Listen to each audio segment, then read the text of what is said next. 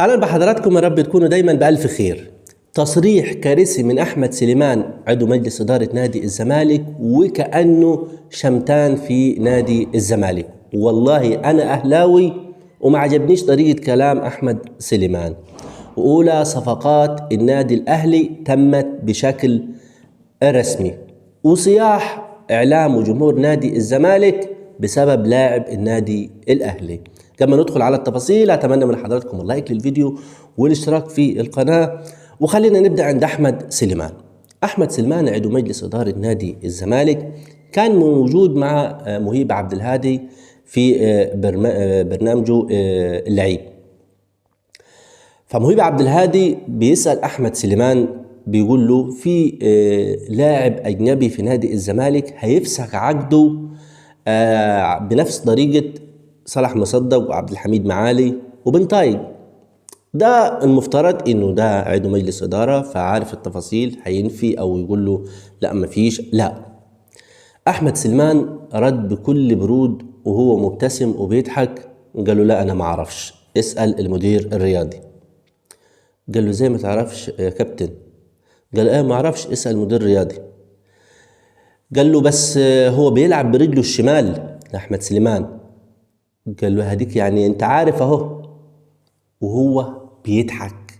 يعني شوف الاستخفاف والطريقة اللي بيتكلم بيها أحمد سليمان، من أول من أنا معرفش ويسأل جون إدوارد، وفي الآخر يرد على مهيب عبد الهادي يقول له أصلا هو بيلعب برجله الشمال أشول، ويقصد طبعا الفينا اخوان بزيرة.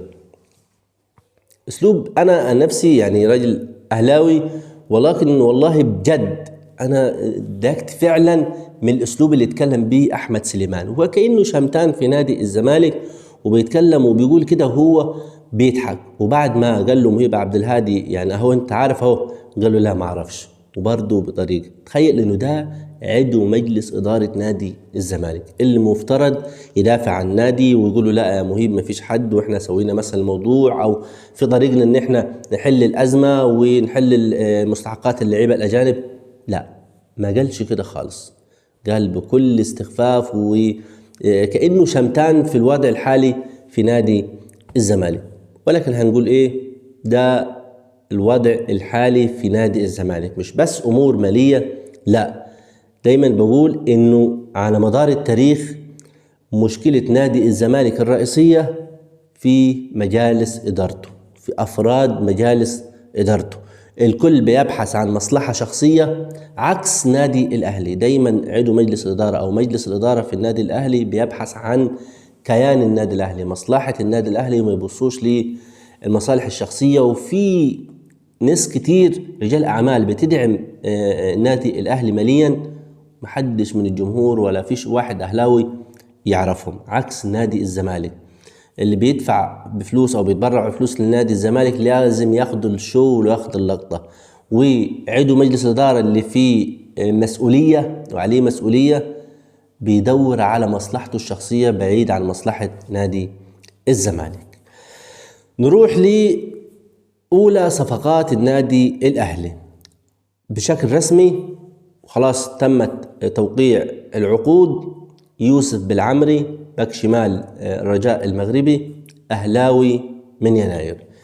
الرجاء وقع العقود رسميا، ويوسف بالعمري بعد ما يخلص مشاركته مع منتخب المغرب في كأس الأمم الأفريقية هيوقع العقود ويعمل الكشف الطبي وينضم رسميا لتدريبات النادي الأهلي والمباريات، وهيكون إضافة كبيرة جدا للنادي الأهلي.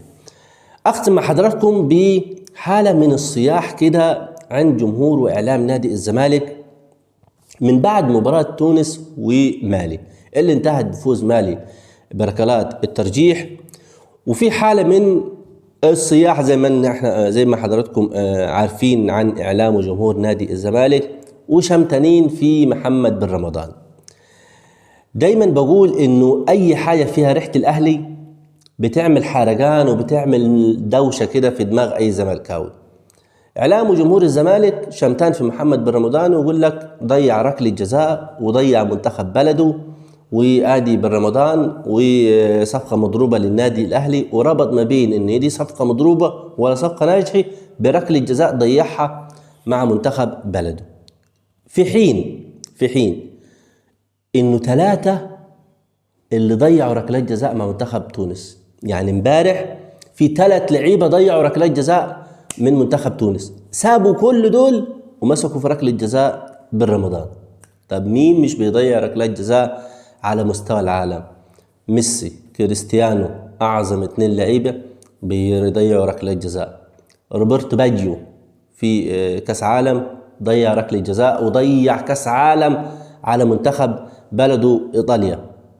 ميسي في كوبا امريكا قبل كده 2017 على ما اتذكر يعني برضه ضيع ركله جزاء في النهائي، وضيع كوبا امريكا على منتخب الارجنتين. كان قدام منتخب على ما اعتقد تشيلي. تشيلي خدت بطولتين ورا بعض، ومن الاثنين من الارجنتين. ولكن هنقول ايه؟ ده العقليه الزملكاويه. على العموم احنا متعودين على كده، واحنا عارفين كده ومتعودين عليهم في الوضع ده. عاوز اختم بس مع حضراتكم بحاجه اخيره.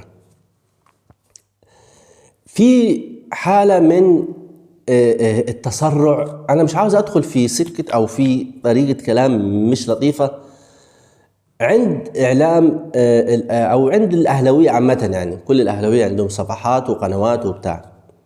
بلاش تسرع. اداره عارفه احتياجات الفريق ايه، وعارفه هتعمل ايه. يعني مش احنا مثلا هنقول والله لا احنا اصلا احنا محتاجين باك شمال، والاداره ما كنتش عارفه ان الفريق محتاج باك شمال.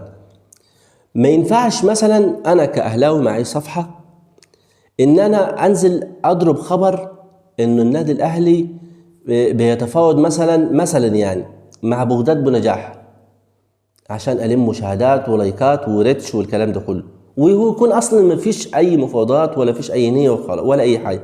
فلما النادي الاهلي ما يتعاقدش مع بغداد بنجاح، كل اللي يتفرج على صاحب البوست ده يهاجم الاداره. انتوا قلتوا ان احنا بنفاوض بغداد، ليه ما جبناهوش؟ وهو اصلا ما يكونش فيه تفاوض من الاساس. فياريت الناس الاهلاويه اللي عندهم صفحات كبيره بالملايين، يعني بلاش، يعني لو انت محب جدا للنادي الاهلي ومحب فعلا للنادي الاهلي، بلاش تقول اخبار مضروبه من وحي خيالك عشان خاطر الريتش وعشان خاطر المشاهدات والكلام ده كله، انه في الاخر هيضر مصلحه النادي الاهلي. الاداره شغاله وعارفه، يعني الاداره اللي تجيب زيزو وبن شرقي وامام وتجيب تريزيجيه وتجيب الناس دي كلها. يعني احنا ما كناش في تفاوض خالص ولا حد جاب سيره تريزيجيه، ومره واحده لقينا النادي الاهلي تعاقد مع تريزيجيه. فالاداره عارفه هي عاوزه ايه وهتشتغل وهتحقق، وعارفه احتياجات الفريق يعني بكل تفصيله.